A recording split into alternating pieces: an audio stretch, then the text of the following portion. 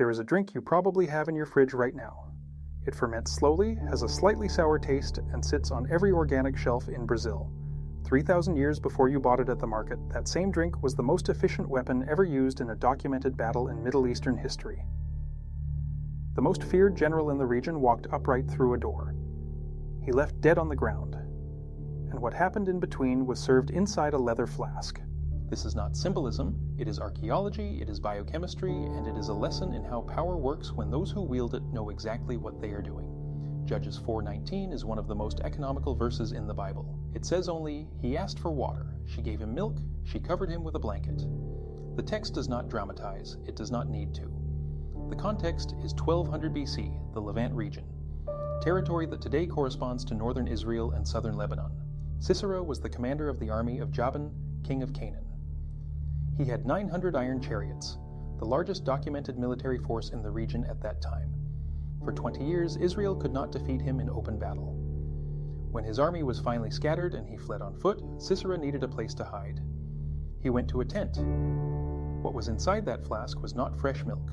It was fermented milk, what archaeological studies of nomadic practices in the Levant call Laban, the family of milk-based fermented drinks that included primitive kefir. The animal leather flask was the natural fermenter, the body heat of the animals carrying the vessel, the bacterial flora of the leather itself, and the agitation of movement created the perfect conditions for spontaneous fermentation.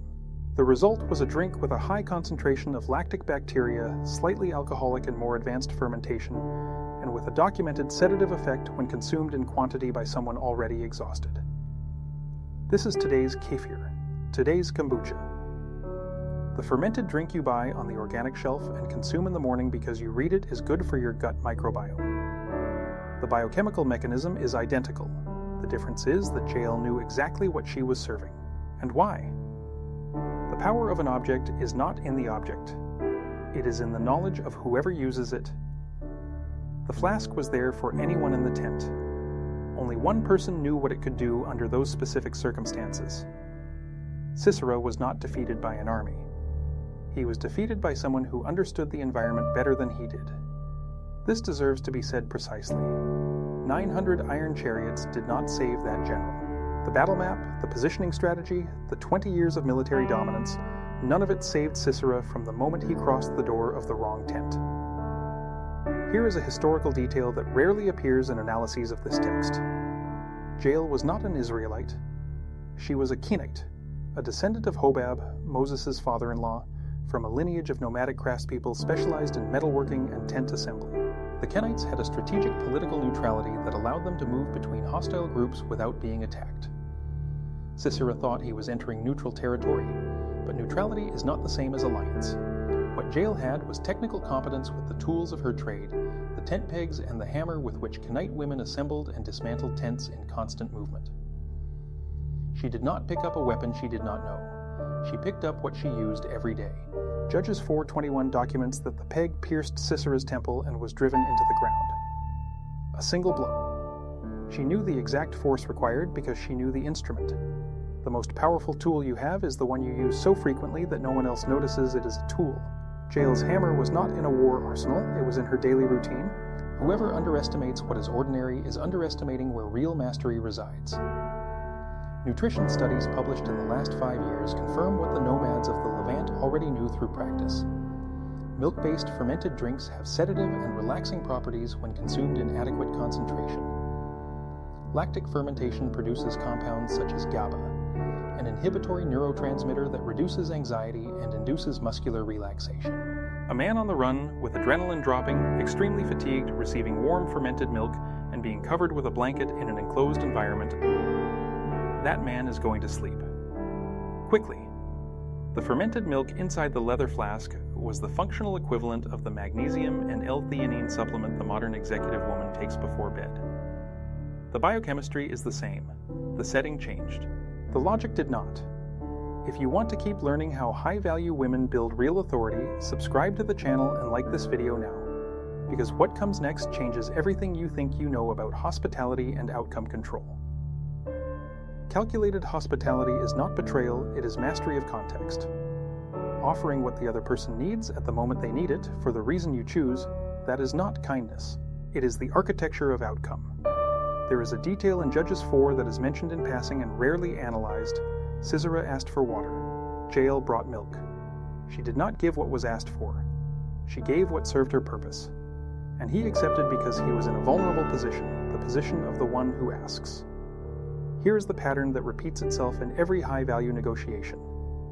Whoever defines what is offered controls the outcome, not whoever makes the request. Sisera entered believing he was in control because he was the fugitive who needed shelter and had the power to choose where to stop. But the moment he crossed that door, control passed to whoever knew the environment. The woman who controls what enters her space controls what happens in it. Not through aggression, through territorial mastery. There is still an archaeological layer that closes this argument. The leather flasks of the period of the Judges were multifunctional objects. The same vessel served to carry water, ferment milk, store wine, and transport supplies on a journey. It was the object of greatest practical value in a nomadic economy, not for its beauty but for its concentrated utility. Every item in a nomadic camp had to justify its weight. The flask justified the weight of 20 different objects. This is the functional equivalent of the workbag of a professional who requires total mobility. The object that centralizes everything because space is scarce and every item must be versatile. Efficiency out of necessity, not aesthetics. Nomadism teaches what excess conceals. That power is not having much. It is knowing how to use each thing with maximum precision. Whoever needs many resources to produce results has not yet mastered the resource they already have. The flask that ferments, hydrates, stores, and transports is more powerful than an arsenal that serves a single purpose. The Song of Deborah, recorded in Judges 5, describes Jael as most blessed of women who dwell in tents. Not most blessed among warriors, not most blessed among leaders, most blessed among women who dwell in tents, those who know the domestic territory with enough depth that it becomes a field of decision. The milk was the weapon. The flask was the arsenal. The hammer was the sword. And none of those objects was extraordinary. What was extraordinary was the level of mastery over the ordinary. The most underestimated battlefield is the space you control every day, not because it is small. Because those on the outside do not know what happens inside. This story ends with a dead general, a destroyed army, and 2 verses of song dedicated to a woman who never left her territory. But there is a decision that precedes the tent, a decision made about which milk would be served at what moment, at what temperature, that never appears in conventional analyses of this text. It is exactly that decision that comes next.